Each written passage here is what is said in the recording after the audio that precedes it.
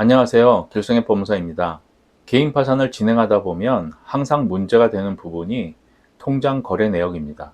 법원은 면책 불허가 사유가 되는 재산 은닉이라든가 편파 변제, 주식이나 코인 같은 사행행위 여부를 통장 거래 내역을 통해 알 수 있기 때문에 반드시 통장 거래 내역을 제출하도록 하고 있습니다. 그래서 개인 파산을 신청할 때 통장 거래 내역을 제출해야 한다는 것은 신청인들 모두가 잘 알고 계십니다. 다만 통장 거래 내역을 과거 몇 년 전까지 제출해야 하는지, 그리고 신청인 이외의 다른 가족들의 통장 거래 내역도 제출해야 하는지에 대해서는 궁금해하시고 질문도 자주 받고 있습니다. 대법원은 2020년에 개인 파산 및 면책 신청 사건 처리에 관한 예규를 통해 자료 제출 목록을 새롭게 만들었는데, 그 자료 제출 목록을 보면 기본적으로 통장 거래 내역은 과거 1년 전부터 현재까지 최근 1년간의 거래 내역만 제출하도록 되어 있습니다. 그런데 실무에서는 그렇지 않은 경우들이 아직도 많이 있습니다.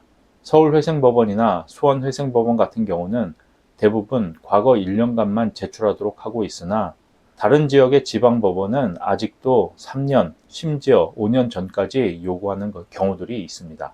그리고 서울이나 수원 관할 지역도 파산 관제인이 조사를 하다가 필요하면 언제든지 3년 혹은 그 이상의 거래 내역을 요구할 수 있기 때문에 무조건 최근 1년간의 거래 내역만 제출하면 된다, 이렇게 알고 계시면 절대 안 됩니다.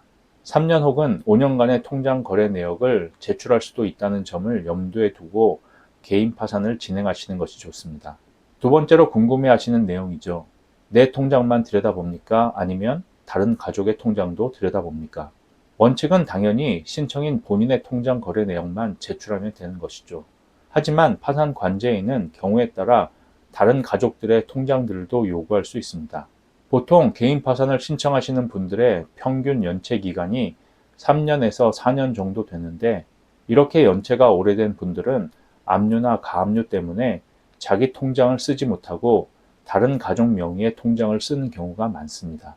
그리고 휴대폰 요금이나 공과금은 내고 살아야 하기 때문에 이런 것들이 나가는 통장이 있다면 비록 다른 사람의 명의의 통장이라도 제출하도록 요구하는 것입니다. 마지막으로 가끔 주시는 질문 중에 주거래은행 통장만 제출하면 되는지, 아니면 모든 은행의 통장을 다 제출해야 하는지 물어보시는 경우가 있습니다. 요즘은 계좌정보 통합관리 서비스라는 사이트에 들어가면 자신의 모든 통장을 검색할 수 있습니다. 그래서 법원은 계좌정보 통합관리 서비스에 접속해서 거기에서 출력되는 모든 계좌의 거래 내역을 제출하도록 요구하는 경우가 많습니다. 따라서 주거래 은행 통장만 제출하는 것이 아니라 내 명의로 되어 있는 모든 통장의 거래 내역을 전부 제출해야 된다, 이렇게 알고 계시면 좋을 것 같습니다. 오늘의 영상이 도움이 되셨다면 좋아요, 구독 부탁드립니다. 감사합니다.